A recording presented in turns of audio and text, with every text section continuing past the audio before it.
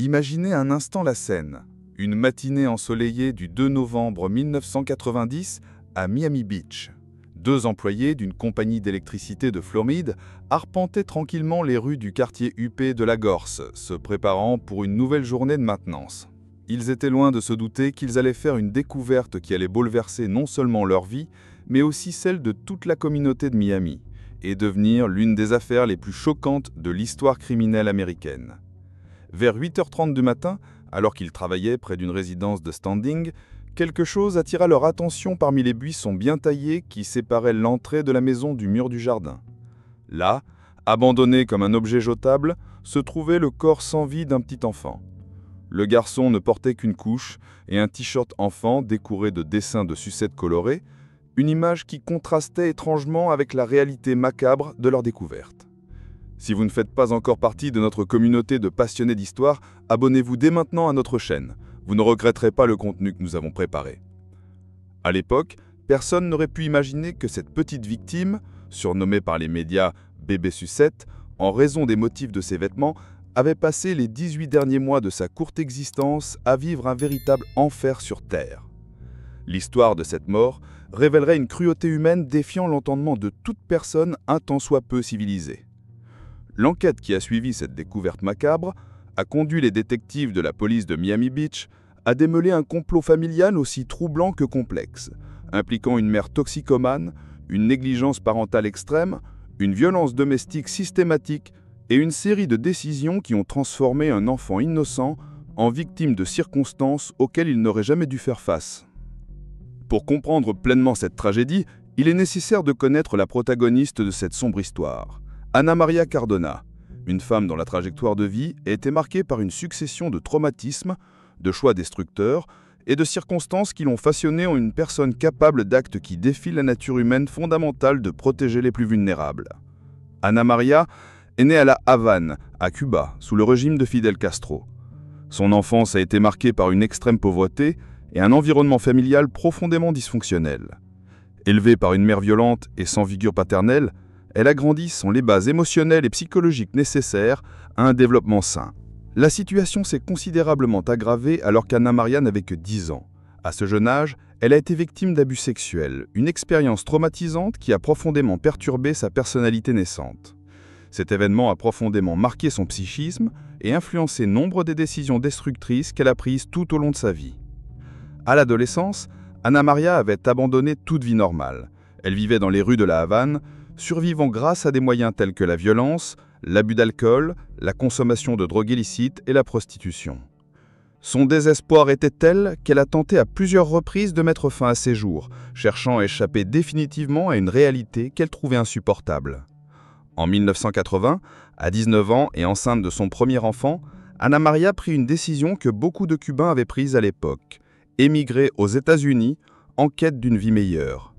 Comme des milliers d'autres réfugiés, elle nourrissait le rêve américain, espérant trouver à Miami les opportunités et la stabilité que Cuba ne pouvait offrir. Cependant, la réalité de la vie d'immigrés clandestins aux États-Unis s'est avérée tout aussi cruelle pour une jeune femme sans ressources, sans éducation formelle, sans soutien familial et portant les cicatrices émotionnelles d'une enfance traumatisante. Sans aucune alternative viable, Ana Maria a continué à se prostituer pour survivre, une situation qui a duré un certain temps, jusqu'à ce que sa vie prenne un tournant inattendu. C'est durant cette période difficile qu'elle rencontre Fidel Figueroa, un homme qui deviendra une figure centrale de sa vie et indirectement de la tragédie qui se déroulera des années plus tard. Fidel n'était pas un citoyen ordinaire, il était profondément impliqué dans le trafic de drogue, une activité qui, bien qu'illégale et dangereuse, rapportait des sommes considérables dans le Miami des années 80. Fidel devint le compagnon d'Ana Maria et assuma la responsabilité de pourvoir à ses besoins, ainsi qu'à ceux des enfants qu'elle avait déjà eus de relations précédentes. De plus, le couple eut 2 enfants, une fille en 1985, puis un garçon en 1987, baptisé Lazaro. L'argent provenant des activités illicites de Fidel a radicalement transformé la vie d'Ana Maria. Pour la première fois de sa vie, elle a découvert l'abondance matérielle. La famille vivait dans un luxueux appartement en attique, bénéficiait des services d'une femme de ménage, possédait des voitures importées et avait accès à tout le confort et le luxe que l'argent pouvait offrir. Cette nouvelle réalité représentait un changement radical pour quelqu'un qui avait grandi dans une extrême pauvreté et vécu des années de privation dans la rue. Anna Maria semblait enfin avoir trouvé la stabilité et le confort qu'elle avait toujours recherché, une vie aux antipodes de ses jeunes années. Mais le monde du trafic de drogue est notoirement violent et imprévisible. En août 1987, un mois seulement avant la naissance de Lázaro, Fidel Figueroa fut abattu par des trafiquants rivaux. Sa mort priva non seulement Anna Maria de sa principale source de soutien affectif et financier, mais laissa également l'enfant à naître orphelin de père avant même de voir le jour. La mort de Fidel marqua la fin brutale de l'âge d'or d'Anna Maria. Bien qu'elle ait hérité d'une somme considérable de son défunt camarade, environ 100 000 $, une somme considérable pour l'époque. Son incapacité à gérer ses finances et ses tendances autodestructrices allaient bientôt se manifester de manière dévastatrice. En relativement peu de temps, Anna Maria a dilapidé l'intégralité de l'héritage laissé par Fidel. L'argent a été dépensé de manière irresponsable, en drogue, alcool et fêtes extravagantes, des comportements qui reflétaient à la fois son manque de maturité et son incapacité à gérer le deuil et la responsabilité d'élever seul 4 enfants. Durant cette période d'autodestruction financière et émotionnelle, les enfants étaient souvent négligés à un degré alarmant. Anna Maria les confiait à des nounous et à des assistantes maternelles pendant de longues périodes, parfois des semaines, voire des mois, se livrant à une vie d'excès. L'environnement familial devenait totalement inadapté au développement sain des enfants, les exposant à la consommation de drogue, aux fêtes avec des inconnus et à des activités sexuelles inappropriées. La situation s'est tellement détériorée qu'elle a attiré l'attention des services sociaux locaux.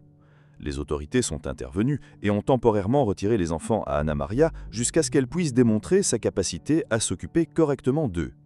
L'une de ses filles aînées a même été placée en famille d'accueil avant même ses 5 ans, une mesure qui a démontré la gravité de la négligence parentale. En 1989, alors que sa situation financière s'était déjà détériorée, Anna Maria rencontra Olivia González dans une boîte de nuit de Miami Beach. Cette rencontre marqua le début d'une relation qui allait avoir des conséquences tragiques pour le petit Lázaro. Olivia travaillait régulièrement et bénéficiait d'une stabilité financière, des caractéristiques qui attiraient Anna Maria, qui n'avait plus les moyens de subvenir à ses besoins et à ceux de ses enfants. De son côté, Olivia était séduite par le style de vie apparemment glamour et la personnalité extravertie d'Anna Maria, qui conservait encore quelques vestiges des habitudes luxueuses acquises durant ses années avec Fidel. Lorsqu'Anna Maria a manqué d'argent, elle et ses enfants ont emménagé chez Olivia. Ce mode de vie leur a offert une solution pratique à tous les deux. Anna Maria a trouvé un toit et un soutien pour sa famille, tandis qu'Olivia a trouvé un compagnon qui, au moins en début, a rendu sa vie plus intéressante et dynamique. C'est dans ce contexte que débuta la torture systématique du petit Lázaro Figueroa. Tandis que ses frères aînés fréquentaient l'école normalement et maintenaient une routine relativement structurée, le garçon de 3 ans restait à la maison sous la garde directe de sa mère, inaugurant une période de souffrance qui allait durer environ 18 mois. Le traitement réservé à Lazarus était radicalement différent de celui de ses frères et sœurs. Alors que les autres enfants étaient autorisés à jouer librement, à aller à l'école et à participer aux activités normales de l'enfance, Lazarus était systématiquement isolé, puni et torturé pour des raisons que seule sa mère comprenait. Selon des témoignages ultérieurs, le garçon était constamment confiné dans sa chambre, sa salle de bain ou son placard, et attaché à son lit dès qu'il tentait de bouger ou d'explorer son environnement. Toute manifestation d'un comportement enfantin normal, mouvement, curiosité, pleurs ou tentative d'interaction, était sanctionnée par de sévères punitions, allant de brous brutaux à la suffocation. Anna Maria a développé des méthodes de torture de plus en plus cruelles pour son propre fils.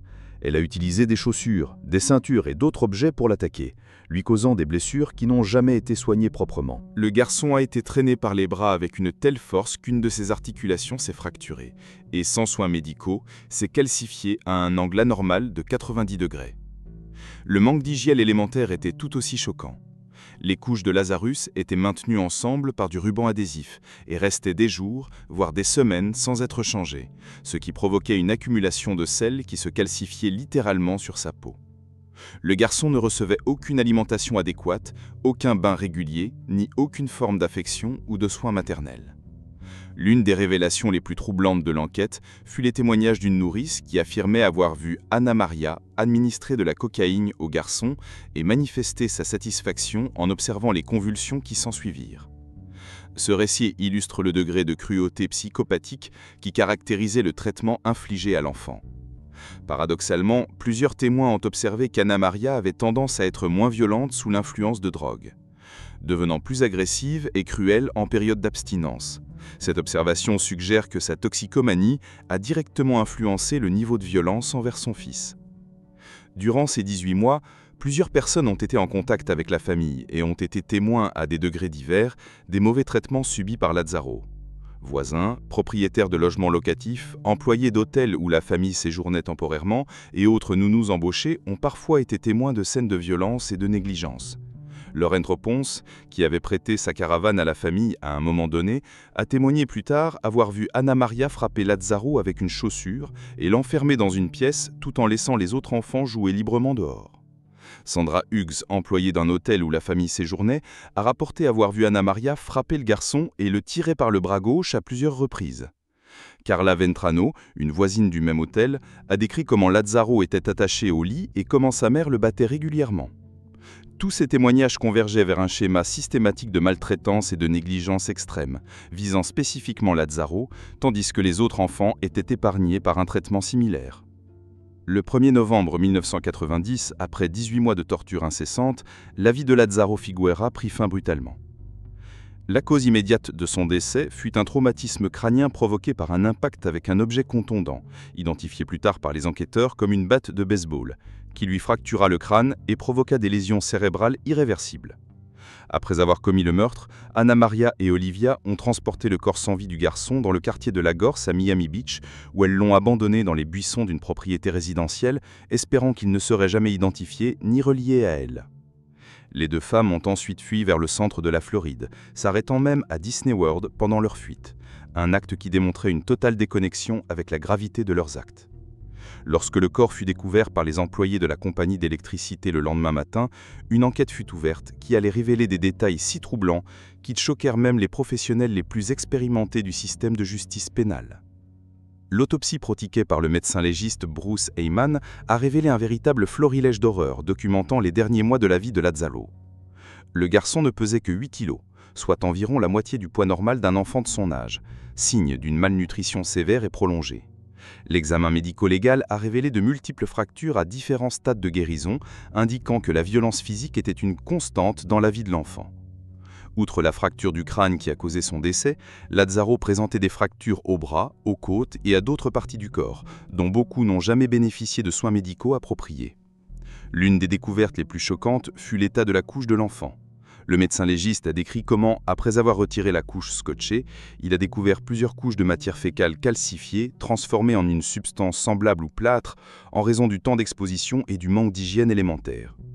L'examen dentaire effectué par le docteur Richard Svirenon a également révélé des preuves irréfutables de maltraitance de l'enfant.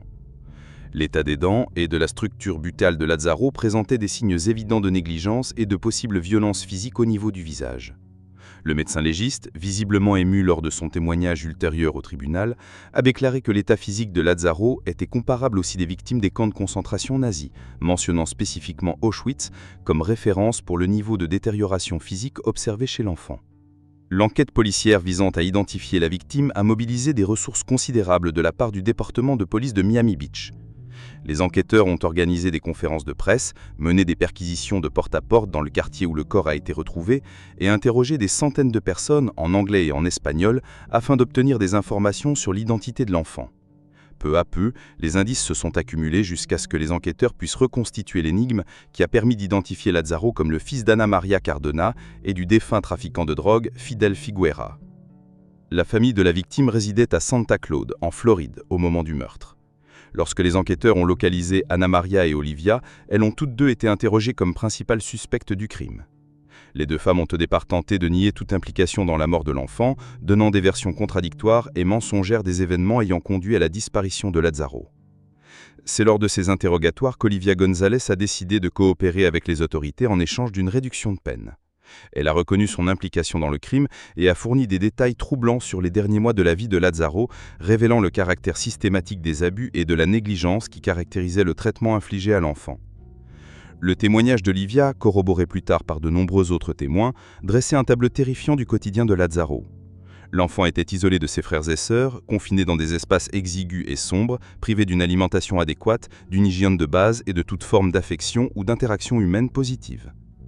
L'enquête a également révélé qu'Anna Maria avait développé des méthodes de torture de plus en plus sadiques pour son fils. Outre les agressions physiques directes, elle le privait de sommeil, utilisait des substances chimiques pour le faire souffrir et lui administrait même des drogues illicites pour observer les effets indésirables. Durant ces 18 mois de souffrance, plusieurs personnes ont eu l'occasion d'intervenir et potentiellement de sauver la vie de Lazzaro, mais aucune n'a pris de mesures efficaces pour protéger l'enfant. Ce constat soulève d'importantes questions de responsabilité sociale et de nécessité de signaler les soupçons de maltraitance envers les enfants. Le premier procès d'Anna Maria Cardona a eu lieu en 1992, au milieu d'une intense couverture médiatique et d'un tollé considérable. L'affaire a attiré l'attention nationale en raison de la nature extrême des crimes et du jeune âge de la victime. Au cours du procès, l'accusation a présenté des preuves accablantes contre Anna Maria, notamment le témoignage d'Olivia González, des rapports médicaux détaillés, des photographies médico-légales troublantes et le témoignage de plusieurs témoins qui ont été témoins des abus. La défense d'Anna Maria a tenté de démontrer qu'Olivia était véritablement responsable des abus et de la mort de Lazzaro, affirmant qu'Anna Maria était incapable de protéger son fils en raison de sa toxicomanie. Cette stratégie n'a cependant pas convaincu le jury, qui a jugé les preuves contre Anna Maria concluantes. Pour sa défense, Anna Maria a présenté un récit dramatique de la victimisation subie, décrivant Olivia comme la véritable auteure des crimes et affirmant avoir été contrainte à participer aux abus. Elle a clamé son innocence, affirmant qu'elle aimait son fils et qu'elle ne lui aurait jamais fait de mal intentionnellement. Malgré ses plaidoiries émouvants, le jury a déclaré Anna Maria coupable de maltraitance aggravée sur mineurs et de meurtre premier degré. Le juge l'a condamnée à mort, faisant d'elle la première femme condamnée à mort en Floride depuis le rétablissement de la peine capitale dans cet État. La condamnation à mort d'Anna Maria a suscité un important débat sur la justice, la punition et l'application de la peine capitale aux femmes. Les organisations de défense des droits humains et les groupes religieux ont exprimé des avis partagés sur la justesse de cette sentence. Durant son incarcération dans le couloir de la mort, Anna Maria a entretenu une correspondance active avec des journalistes, des avocats et des organisations susceptibles de soutenir ses efforts pour faire annuler sa condamnation. Elle a accordé de nombreuses interviews dans lesquelles elle a réitéré sa version des faits et son innocence présumée. Dans une de ses déclarations les plus citées, Anna Maria a déclaré « Toute ma famille est morte à Cuba. Il ne me reste que Dieu et mes enfants. Ce n'est pas une histoire, c'est ma vie. Je suis innocente, je n'ai pas tué mon fils. La nourrice était avec Lazzaro dans les mois qui ont précédé sa mort. » Des années après la première condamnation, de nouvelles informations ont émergé, compromettant partiellement l'intégrité du dossier initial. L'une des nounous ayant témoigné contre Anna Maria s'est rétractée, affirmant avoir été contrainte de mentir. De plus, des preuves ont été révélées qu'Olivia González avait avoué au moins une fois avoir agressé physiquement Lazzaro. Ces révélations ont conduit à l'annulation de la première condamnation en 2002, ce qui a donné lieu à l'ordre d'un nouveau procès. Le système judiciaire a reconnu que les nouvelles preuves auraient pu influencer le verdict initial si elles avaient été présentées lors du premier procès. Le second procès s'est tenu en 2010, près de 2 décennies après le crime initial. Malgré l'apparition de nouvelles preuves, le jury a de nouveau déclaré Anna Maria coupable de meurtre au premier degré et de maltraitance aggravée sur mineurs, ce qui a entraîné une deuxième condamnation à mort. Cependant, en 2016, la Cour suprême de Floride a également annulé cette deuxième condamnation, ordonnant qu'Anna Maria soit jugée pour un troisième procès. Ces annulations successives reflètent l'évolution de la jurisprudence relative à la peine capitale et des questions procédurales spécifiques liées à cette affaire. Le troisième et dernier procès a eu lieu en 2017, plus d'un quart de siècle après la mort de Lazzaro. Lors de ce procès, Anna Maria, désormais une femme d'âge moyen après des décennies de prison, a une fois de plus maintenu son innocence. Des témoins qui n'avaient pas participé au procès précédent ont apporté de nouveaux témoignages corroborant le caractère systématique des violences. Une voisine a témoigné avoir entendu des cris provenant de l'appartement où vivait la famille, décrivant comment elle a fermé la porte, on aurait dit qu'il n'y aurait pas de lumière allumée, mais la douche coulait et il hurlait. Ce témoin a également décrit Lazzaro comme très petit, très maigre et très fragile, une description cohérente avec les preuves médicales concernant son état de malnutrition sévère. Lors du troisième procès, Anna Maria a affirmé qu'elle n'avait rien fait à son fils et qu'elle ne lui avait infligé aucune maltraitance significative ni brisé aucun os. Ces déclarations contredisaient directement les preuves médico-légales et les multiples témoignages présentés au fil des ans. Lors du troisième procès, le jury a déclaré Anna Maria coupable pour la troisième fois consécutive, confirmant sa responsabilité dans la mort de Lazzaro Figoea. Cependant, cette fois, Elle a été condamnée à la réclusion à perpétuité plutôt qu'à la peine capitale, reflétant ainsi l'évolution des pratiques en matière de détermination de la peine capitale. Le juge, en prononçant sa sentence finale, a fait une observation qui résumait les sentiments de nombreuses personnes impliquées dans l'affaire. Il y a des animaux sauvages qui montrent plus d'empathie pour leurs petits qu'elle n'en a montré pour Lazaro. L'enquête finale a déterminé que la raison profonde du traitement différencié de Lazaro était intrinsèquement liée aux circonstances de sa naissance et aux pertes subies par Anna Maria. Le garçon est né 1 mois seulement après le meurtre de son père, un événement qui a marqué la fin de la période la plus prospère et la plus stable de la vie d'Anna Maria. La mort de Fidel Figueroa a non seulement privé Anna Maria de son principal soutien affectif et financier, mais a également coïncidé avec la naissance de Lazaro, créant un lien psychologique entre l'enfant et les pertes qu'elle avait subies. Anna Maria a canalisé sa frustration, sa colère et son ressentiment sur son fils innocent, faisant de lui le bouc émissaire de ses propres échecs et des circonstances difficiles auxquelles elle était confrontée. Cette dynamique psychologique explique pourquoi Lazaro a été victime de maltraitance alors que ses frères ont été épargnés. Pour Anna Maria, le garçon représentait non seulement un rappel constant de ses pertes, mais aussi un obstacle supplémentaire dans sa lutte pour la survie et la stabilité. La tragédie de Lazaro ne s'est pas limitée à sa propre mort prématurée. Ses frères et sœurs ont également subi les conséquences durables des événements traumatisants qui ont marqué leur famille. Juan, le fils aîné d'Anna Maria, a sombré dans la délinquance dès l'adolescence, se livrant à des vols, au trafic de drogue et à la violence. Juan a été arrêté une première fois à l'âge de 15 ans pour vol, marquant le début d'un cycle d'incarcération qui allait se répéter tout au long de sa vie d'adulte. Parmi ses délits ultérieurs, on compte la possession de drogue, le vol de voiture, puis l'introduction par effraction avec agression, pour laquelle il a été condamné à 10 ans de prison en 2012. Ironiquement, malgré sa vie de criminel, Juan était connu dans le système carcéral pour sa gentillesse et sa politesse. Il a entretenu une correspondance régulière avec Anna Maria tout au long de son incarcération et a même témoigné pour sa défense lors des procès ultérieurs.